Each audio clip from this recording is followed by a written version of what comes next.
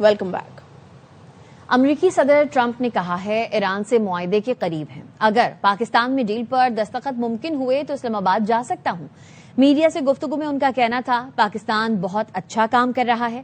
Field marshal Syed Asim Munir عظیم انسان ہیں، پاکستانی قیادت ایران کے قریب ہے اور معاملات حل کرانے کی کوشش بھی کر رہی ہے جو باور ثابت ہوگی۔ ایران تقریباً ہر چیز پر راضی ہو چکا ہے، جوہری ہتھیار نہ رکھنے پر آمادہ ہو چکا ہے۔ اب نہ ہرمز کی ناکہ بندی بمباری سے زیادہ مؤثر ثابت ہوئی۔ Close to making a deal. That'll be a great thing. I can't allow, as President of the United States of America, I can't allow Iran to have a nuclear weapon. They've already agreed not to have. That's good news. I would go to Pakistan, yeah. Pakistan has been great. They've been so good. Islamabad, I might go, yeah. If the deal is signed in Islamabad, I might go. The field marshal has been great. The prime minister has been really great in Pakistan. Iran wants to make a deal, and we're dealing very nicely with them. No nuclear weapons. If we do, that's a big factor.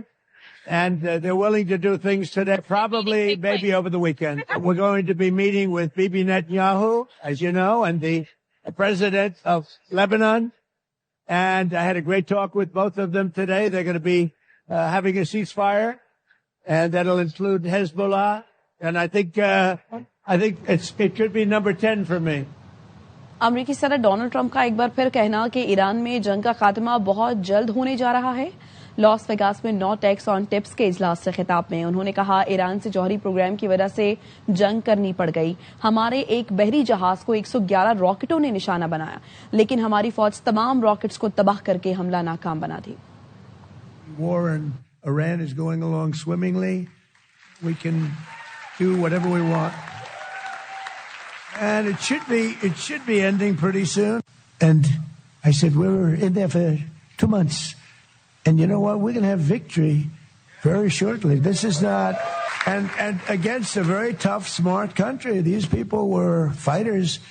And, I don't want to claim it before the fact, but they have no Navy left.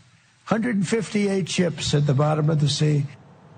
Tehran میں ایرانی صدر Masoud Pezeshkian اور field marshal Syed Asim Munir کی ملاقات ہوئی۔ ایرانی صدر Masoud Pezeshkian نے پاکستان کے مؤثر اور ذمہ دارانہ کردار پر خراج تحسین پیش کیا۔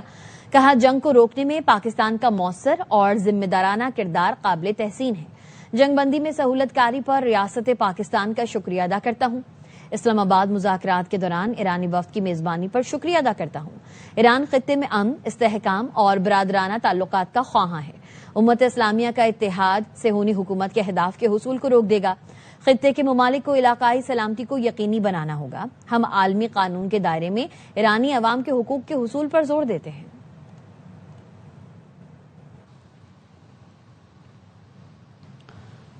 خطے میں امن کا پائیدار mission. Field marshal Syed Asim Munir کی تہران میں ایرانی پارلیمنٹ کے اسپیکر اور مذاکراتی ٹیم کے سربراہ باقر کالباف سے اہم ملاقات۔ ایران کے دیگر قائدین بھی موجود تھے۔ فیلڈ مارشل مرکزی خاتم الانبیاء ہیڈ کوارٹرز میں کمانڈر لیفٹیننٹ جنرل عبداللہی سے بھی ملے۔ فیلڈ مارشل کا تہران پہنچنے پر ایرانی وزیر خارجہ عباس عراقچی نے انتہائی گرم جوشی سے استقبال کیا۔ وفاقی وزیر داخلہ محسن نقوی کی ایرانی ہم منصب سکندر مومنی سے ملاقات ہوئی۔ خطے کی تازہ ترین صورتحال پر تبادلہ خیال کیا گیا۔ محسن نقوی نے کہا پاکستان خطے میں پائیدار امن اور استحکام چاہتا ہے۔ مشرق وسطی تنازع کے دیرپا حل کے لیے مخلصانہ کاوشیں کی جا رہی ہیں۔ جنگ کسی مسئلے کا حل نہیں ہے، ڈائیلاگ تنازعات کا حل ہے۔ ایرانی وزیر داخلہ سکندر مومنی نے جنگ بندی اور مصالحتی کردار پر پاکستان کی کاوشوں کو سراہا۔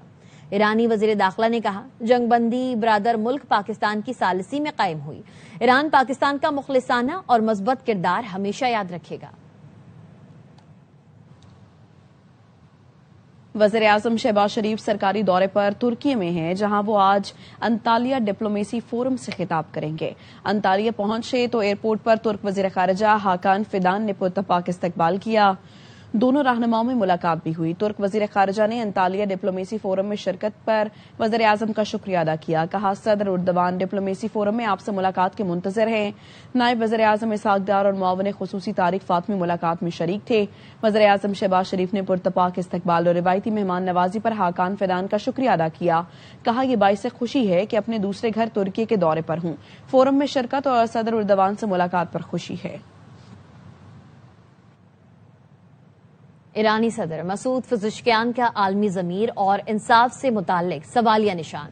ایکس پر جاری اپنے بیان میں مسعود پزشکیان نے کہا کہ گزشتہ سال انہوں نے اقوام متحدہ جنرل اسمبلی سے خطاب کے دوران اسلام، عیسائیت، یہودیت سمیت تمام مذاہب کے مشترکہ سنہری اصول کی طرف واپسی پر زور دیا تھا، یعنی دوسروں کے ساتھ وہ نہ کرو جو آپ اپنے لیے پسند نہیں کرتے۔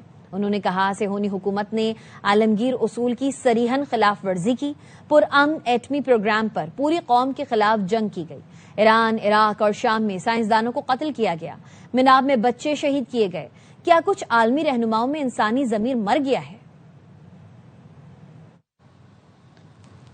لبنان اور اسرائیل میں 10 دن کی جنگ بندی کا آغاز ہو گیا۔ بیروت میں شہریوں نے سڑکوں پر جشن منایا۔ امریکی صدر ٹرمپ نے بتایا نیتن یاہو اور جوزف اون سے بات ہوئی، دونوں جنگ بند کرنے پر راضی ہو گئے۔ بحیثیت صدر 10ویں جنگ ختم کرا رہا ہوں، اسرائیلی وزیر اعظم اور لبنانی صدر کو وائٹ ہاؤس مدعو کر رہا ہوں۔ اقوام متحدہ، یورپ اور سعودی عرب نے جنگ بندی کا خیر مقدم کیا ہے۔ حزب اللہ نے جنگ بندی کی حمایت کی ہے۔ وزیر اعظم شہباز شریف نے لبنان اور اسرائیل میں جنگ بندی کے اعلان کا خیر مقدم کیا ہے۔ ایکس پر لکھا، لبنان میں جنگ بندی صدر ٹرمپ کی جرأت مندانہ اور دانش مندانہ سفارتی کوششوں کے ذریعے ممکن ہوئی۔ امید ہے یہ پائیدار امن کی راہ ہموار کرے گی۔ پاکستان لبنان کی خود مختاری اور علاقائی سالمیت کے لیے غیر متزلزل حمایت کا اعادہ کرتا ہے۔ پاکستان خطے میں دیرپا امن کے لیے تمام کوششوں کی حمایت جاری رکھے گا۔ واپس آئیں گے ایک بریک کے بعد، ساتھ رہیے۔ Welcome back. لبنان میں جنگ بندی پر ایرانی مذاکراتی وفد کے سربراہ باقر کالیباف نے ریاست پاکستان اور فیلڈ مارشل کی تعریف کی ہے۔ باقر کالیباف نے ایکس پر لکھا، ثالثی پر پاکستان اور فیلڈ مارشل سید عاصم منیر کا شکریہ ادا کرتا ہوں۔ ریاست پاکستان اور فیلڈ مارشل عاصم منیر کی کوششوں سے جنگ بندی ہوئی۔ جنگ بندی حزب اللہ کی جدوجہد کا نتیجہ ہے۔ ہم اس جنگ بندی سے احتیاط کے ساتھ نمٹیں گے، فتح کے مکمل احساس تک ساتھ رہیں گے اور ہم اپنے عہد پر قائم ہیں۔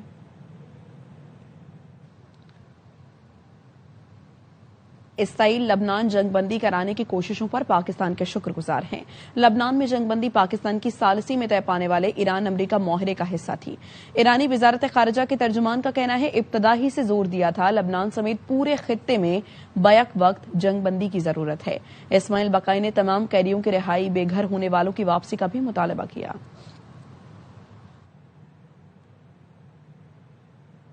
لبنان میں جنگ بندی کی خوشی میں ایران میں بھی ہزاروں افراد سڑکوں پر نکل آئے۔ تہران کی سڑکوں پر شہریوں نے حزب اللہ کے حق اور اسرائیلی مظالم کے خلاف نعرے لگائے۔ پاسداران انقلاب کی قدس فورس کے کمانڈر اسماعیل قانی نے کہا، لبنان اور خطے کے عوام جانتے ہیں فیصلہ کن جنگ کی فاتح حزب اللہ ہے۔ فرانسیسی صدر میکرون نے اسرائیل سے لبنان کی خود مختاری کا احترام اور جنگ بند کرنے کا مطالبہ کیا ہے۔ ایکس پر لکھا، حزب اللہ اور اسرائیل کے درمیان جنگ بندی کی حمایت کرتا ہوں۔ تشویش ہے فوجی کارروائیوں کے باعث عمل کمزور ہو سکتا ہے۔ حزب اللہ کو چاہیے وہ ہتھیار ڈال دے۔ سرحد کے دونوں جانب شہری آبادیوں کی حفاظت کا مطالبہ بھی کیا۔ قطر اور عمان سمیت دیگر ممالک نے بھی لبنان جنگ بندی کا خیر مقدم کیا ہے۔ قطری وزارت خارجہ نے بیان میں کہا، جنگ بندی امن کی جانب ابتدائی قدم ہے، فریقین کا اس پر عمل کرنا ضروری ہے۔ عمان نے فریقین کی جنگ بندی کی شرائط پر عمل اور کسی بھی خلاف ورزی سے گریز کرنے کی اہمیت پر زور دیا۔ ایرانی فوج کے سربراہ میجر جنرل امیر حاتمی کا کہنا ہے، دشمن چاہتا ہے ایران ہتھیار ڈال دے مگر ان کی خواہش ہی رہے گی۔ دہائیوں سے جاری بیرونی دباؤ اور قاتلانہ حملوں کے باوجود عوام کا عزم متزلزل نہ ہو سکا۔ دشمنوں نے غلط اندازہ لگایا تھا کہ قیادت کے خاتمے سے ایران ٹوٹ جائے گا۔ جب ایرانی سفارتی حکام مذاکرات میں مصروف تھے تب ایران کو دشمن کی جارحیت کا سامنا کرنا پڑا۔ امیر حاتمی نے بحری ناکہ بندی کو بحری قزاقی قرار دیتے ہوئے کہا، ایران دشمنوں کی کوششیں کامیاب نہیں ہونے دے گا۔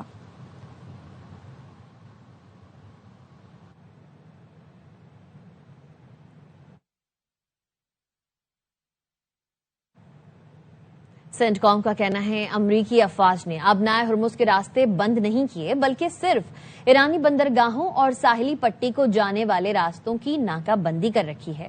12 بحری جہاز اور 100 طیارے ایرانی بندرگاہوں کی ناکہ بندی میں شامل ہیں۔ 10,000 سے زائد امریکی فوجی بھی تعینات ہیں.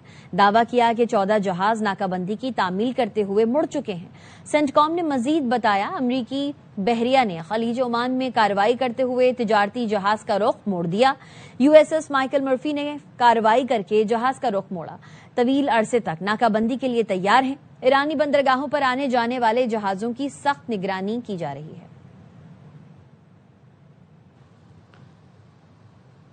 بحری جہازوں کے ٹریکنگ ڈیٹا کے مطابق ایران کی بندرگاہوں سے روزانہ روانہ ہونے والے 4 بحری جہاز امریکی ناکہ بندی لائن عبور کر چکے ہیں.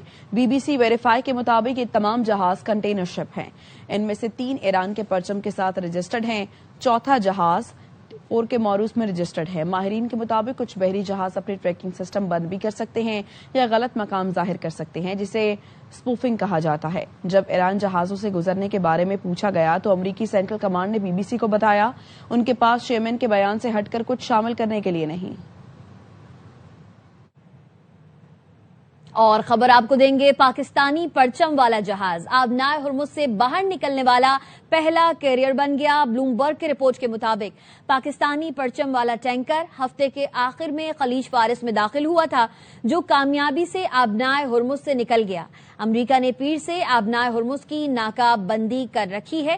پاکستانی پرچم والا جہاز آبنائے ہرمز سے باہر نکلنے والا پہلا کیریئر بن گیا ہے. بلومبرگ کے رپورٹ کے مطابق پاکستانی پرچم والا ٹینکر ہفتے کے آخر میں خلیج فارس میں داخل ہوا تھا جو کامیابی سے آبنائے ہرمز سے نکل گیا ہے.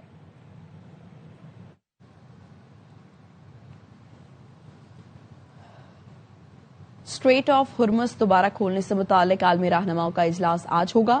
برطانیہ اور فرانس کے رہنما ورچوئل اجلاس کی میزبانی کریں گے. 40 ممالک کے رہنما اسٹریٹ آف ہرمز کی صورتحال پر بات کریں گے. ایران جنگ بندی کے استحکام اور بحری راستوں کی بحالی پر غور ہوگا. اجلاس میں بین الاقوامی دفاعی مشن قائم کیا جائے گا. مشن کا مقصد اسٹریٹ آف ہرمز کو محفوظ اور فعال بنانا ہوگا. اجلاس میں عالمی بحری تنظیم کے کردار پر بات اور بحری جہازوں کی حفاظت یقینی بنانے پر زور دیا جائے گا. خبر ایجنسی کے مطابق برطانوی وزیر اعظم کیئر اسٹارمر پیرس میں اجلاس کی مشترکہ میزبانی کریں گے. فرانسیسی صدر اور جرمن چانسلر بھی اجلاس میں شریک ہوں گے. اسٹارمر عالمی تجارت اور توانائی کی بحالی پر زور دیں گے.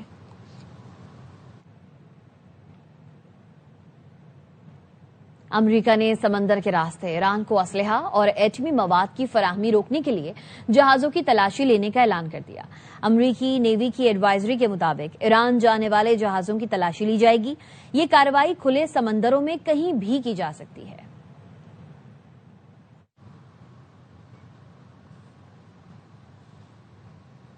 ڈونلڈ ٹرمپ کا ذہنی توازن ٹھیک نہیں، وہ امریکی قومی سلامتی کے لیے خطرہ بن چکے ہیں.